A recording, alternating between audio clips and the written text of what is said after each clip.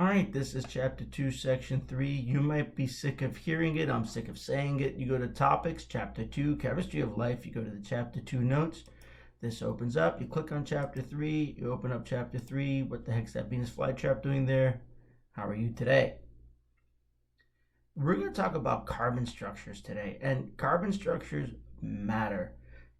Everything that we are, that makes us who we are, is designed around carbon structures.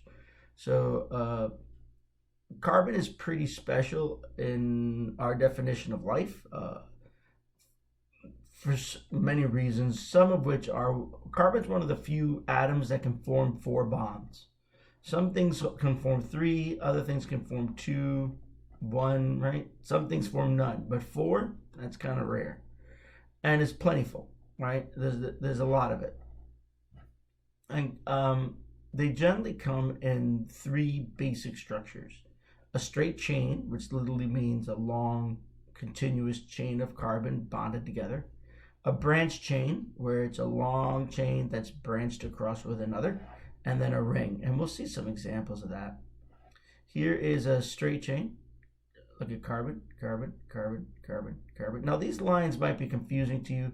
I want you to understand these lines mean that, think of it as, you have 2 points make a line in math.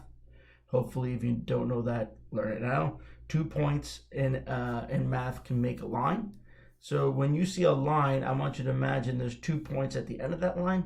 And those 2 points represent shared electrons. So this carbon is sharing an electron here, and this carbon sharing an electron here. This carbon sharing here, and this hydrogen sharing one here. This hydrogen one here, and this carbon here. This carbon here, and this hydrogen one here. 1, 2, 3, 1, 2, 3, 4, 5, 6, 7, 8. So it's all 8 are right here, right? And this is a good way of thinking about these lines. So look at these double lines, right? And like, oh, this is called a double bond. And at first they may not make any sense unless you use the same idea of the 2 points in the line. So here you have dot dot, right? Because you're sharing 2, and here you have dot dot because you're sharing 2. So here I'm sharing 2 electrons with this one, and I'm sharing 2 electrons with this one. If you count the bonds, you can only have 4. 1, 2, 3, 4. Look at this carbon. 1, 2, 3, 4. What about this carbon over here? 1, 2, 3, 4. Always 4. Hydrogen can only have 1. 1, 1, 1, 1, 1. All right. This is a branch chain. Now this one's going to be a little trickier. And you're like, why? Well, same rules, same dots, same lines. But look at this carbon. 1, 2. You're like, hey, it's missing 2. No, they simplified it. Instead of drawing these H's like this, right, up and down, they drew an H2. Because I got to be honest with you, when you draw 500 of these in a day, it gets kind of old, these lines. So you put the H2 instead of that, and then you can, so this one, for example, is 1, 2, 3 in the hydrogen. This one, this carbon is bonded here, not the hydrogen. You're like, but wait, the H is right there. That is true. But look, it's CH3. So this is 1H here, 1H here, 1H here, and the carbon. If you put the H here, right, that hydrogen will be bonded to a carbon and to another carbon, and they can only make 1 bond. So that doesn't work, okay? So that's a simplified version of this. Then you look here at this ring. 1, 2, 3. I'm looking at this carbon here, right? 1, 2, 3. Oh, and there's the 4th. 1, 2, 3, and there's the 4th. 1, 2, 3, 4. If I look at this one, 1, 2, 3, 4. Okay. So, and then look at oxygen. Oxygen could do 2. 1, 2. Oh, how about this one? 1. Uh-oh. Oh, wait, the hydrogen. That's right. Okay, we're fine there. So you can make these carbon atoms in these 3 major ways. Sometimes their carbon molecules are made up of repeating subunits. And the way I like to think of it is a brick wall, okay? If you have a brick wall and the repeating subunit of a brick wall is a brick. And if you add another brick to the brick wall gets bigger. And if you take away a brick, the brick wall gets smaller, which is weird, but you can do it. Mono means one. Okay, one. That's what mono means. So a single are individual subunits. Oh, that makes sense. Poly means many. Polys are made of many monos. Oh, well, that makes sense. Mono, mono, mono, mono, mono. Polys. Does that make sense? So it's a repeating unit. Brick, brick, brick, brick, brick. But are we talking about bricks? No. Bricks are an example. Okay, these are some kind of ring structure. Okay, it could be a lot of things. But this is a ring structure, ring structure, ring structure, ring structure, ring structure, repeated. So those are monomers to make a polymer. All right, so there's four major groups of carbon-containing compounds. Remember, these things are the ones that we call organic. We have carbohydrates, pasta, sugars, that sort of thing. That's your energy source. Lipids, which are fats and waxes, including cholesterol, something you don't think about when you think of lipids. Proteins, which are probably the things you take too much of, and nucleic acids, which is the DNA and RNA, the genetic material of a cell. So talking about carbohydrates first, carbohydrates have a monomer-polymer relationship. The monomer is a monosaccharide. Saccharide means sugar. Mono means one, so it's a single sugar. It's kind of neat that they do it that way. The single sugar we're talking about here is glucose. A polysaccharide is a multi-sugar, which is what poly means, and they include starches, cellulose, and glycogen. We store glucose as glycogen. Plants store glucose as starches, and their cell walls are made of cellulose. So all these things do play a role in each of these organisms. And that's confectionery sugar, very yummy, and a carbohydrate. So this is glucose. Each of these corners of this ring represents a carbon. Okay, it's just how they actually draw it out. And then this particular monomer here, this is glucose. And then if you chain them together, okay, in different structures, depending on what does it, some of them do it. Some organisms will chain these glucoses together and make starch, others will make glycogen, but that's the idea.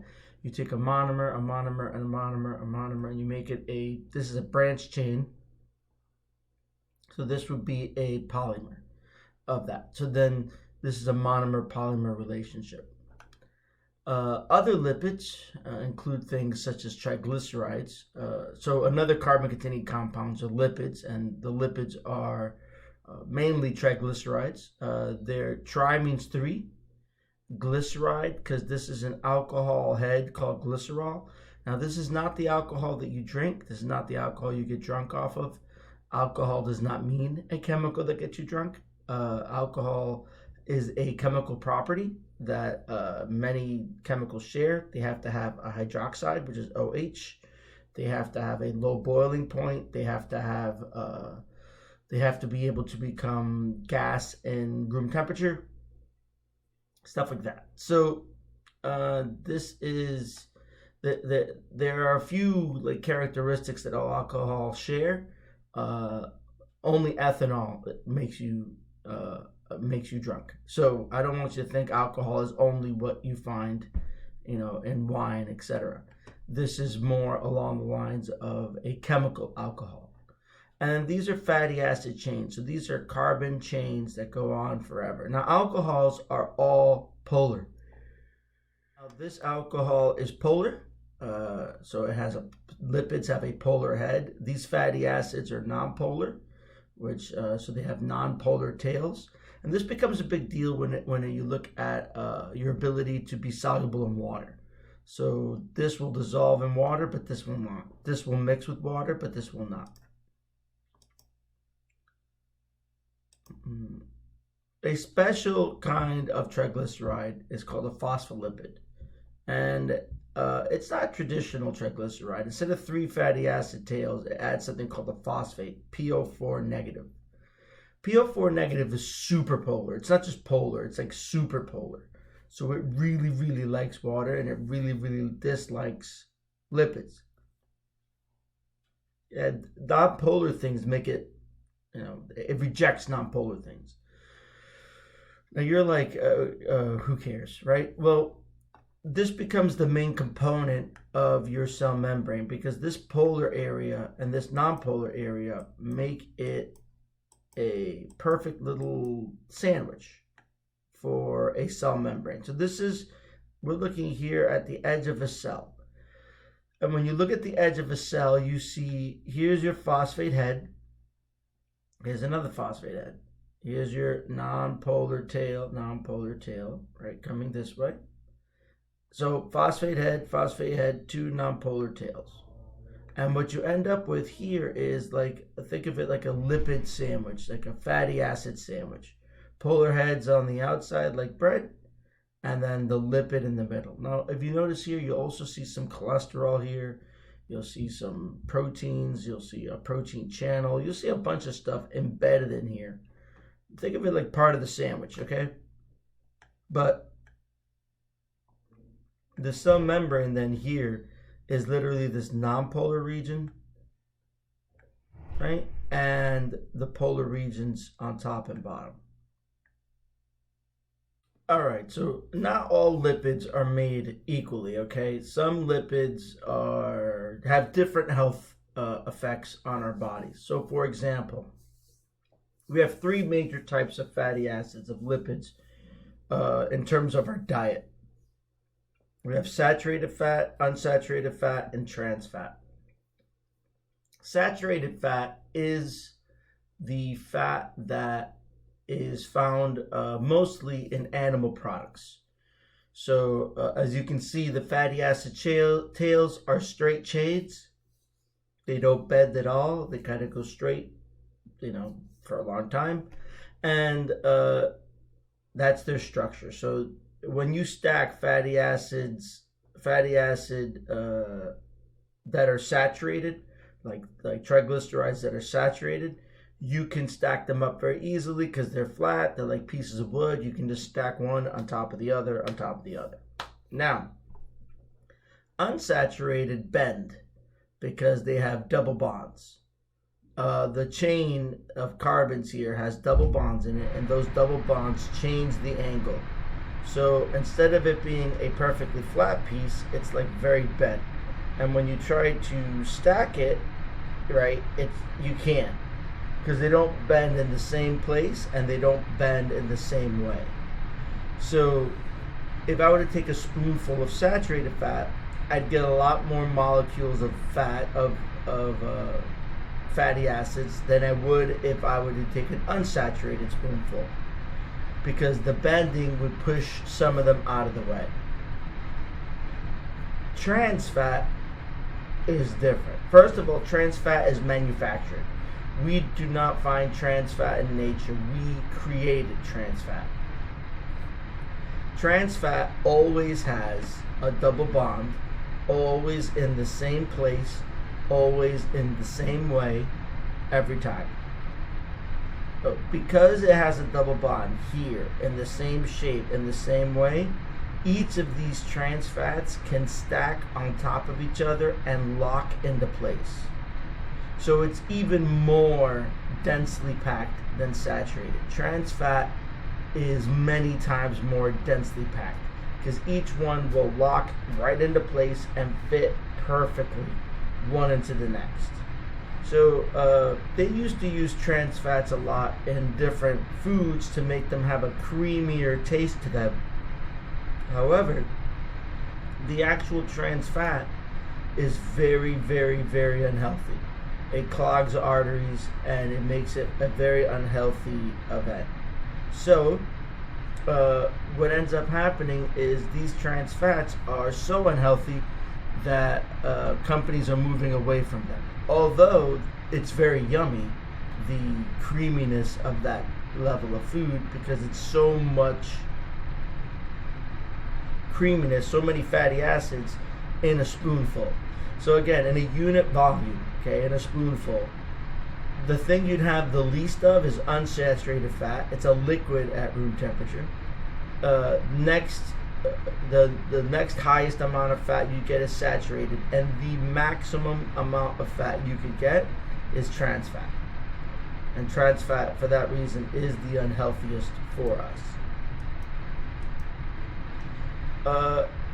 proteins, another of the carbon-containing compounds that we're looking at.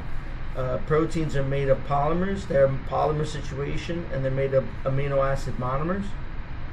There are 20 different amino acids. So these are brick walls that are made of 20 types of bricks. Now, all of these amino acids that make up these proteins have common characteristics. And the first thing you got to recognize is the central carbon. Okay? The central carbon is in, well, the middle. On one side, you have a group called an amino group, N with two H's, NH2. On the other side, you have a C double O and an OH. So central carbon, you have an amino group on one side, C double O to an OH on the other, and an H on the bottom. That's all the same in all 20 amino acids. So the only thing that's different from one amino acid to the other is the red part. You don't have to memorize which red parts are which amino acids. If you know that the amino group on the left, the carboxyl group, which is the C double O and the OH on the right, and the hydrogen below are the same in the central carbon, and at the top, the part above is the part that changes. They sometimes call it an R group or a radical group because it changes every time. You can call it a variable group. Then you know what an amino acid is. So this is another way of writing it. It's saying the amino group's the same, the carboxyl group's the same. So the left side's the same, the NH2 is the same, the C double O to the OH is the same, the hydrogen below is the same. The only thing that's different is the part above. And then here it's showing you how one C double O OH connects to an NH2 to make this bond. So this is the C double O. There used to be an OH here. This is NH. There used to be another H here.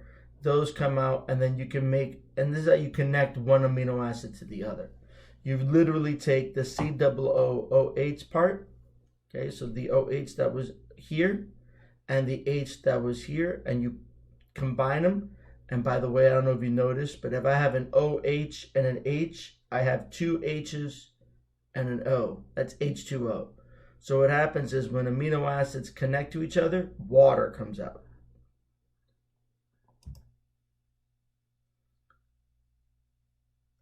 So different proteins are different from each other, not because of the fact that they use different amino acids. They do, but it's the order of the amino acids, okay? They generally use all 20 amino acids, but it's the order that gives them the shape and the size and the structure that makes them work. If you change the amino acid sequence, if you, instead of putting amino acid number 8, you put number 10 out of the 20, you'll change the way the protein works and it won't work at all. Last but not least are nucleic acids. Nucleic acids are polymers and their monomers are nucleotides. These are nucleic acids. There's 4 nucleic acids, A, G, T, C. Okay, and those 4 nucleic acids are what make up every piece of DNA in your body. So, we are 95% similar DNA-wise to monkeys. We are 70% similar to mice, and we are, let's just say, 30% similar to bacteria. I don't know about the 30% to bacteria. Let's just pretend. That does not mean that we, like, all 4 of us use AGTC as our nucleotides. These are called nitrogen bases, and you'll see where they come into play in a second. We all use these 4 letters to make our DNA. Like, in order to make sense of our DNA, we all use these 4 letters. What's different about us is that the order. So ours might be TGAC, Theirs might be T, T, T, T. Someone else's might be A, etc. And the way it works is you have a phosphate, a sugar, and a base. So if you look here, phosphate, sugar, base. Phosphate, sugar, base. Phosphate, sugar, base. Just like the amino acid had like parts that were the same every time, and the only part that was different was the R group. In nucleotides for nucleic acids, the only part that's different is the base. And the base is the R group. Phosphate's the same, the sugar's the same, the R group is different. A binds with T. Okay, and the way I remember this is when you draw the letter A, you draw 3 sticks. See how it's like 3 lines? When you draw the letter T, it's 2 sticks, 2 straight lines. The sticks stick together. Right? And I also think like, oh, really skinny people tend to be with really skinny people, right? It just makes sense in my head. And then the big round G tends to hang out with the big round C because the rounds round together or whatever. It just makes sense in my head when I think of it that way. It doesn't have to for you, but as long as you remember that T and A go together. Some people also think of G and C, the store that sells vitamins. That's fine too. Whatever you gotta do to get it stuck in your head that those two go together is fine with me. And that's it for chapter 2, section 3.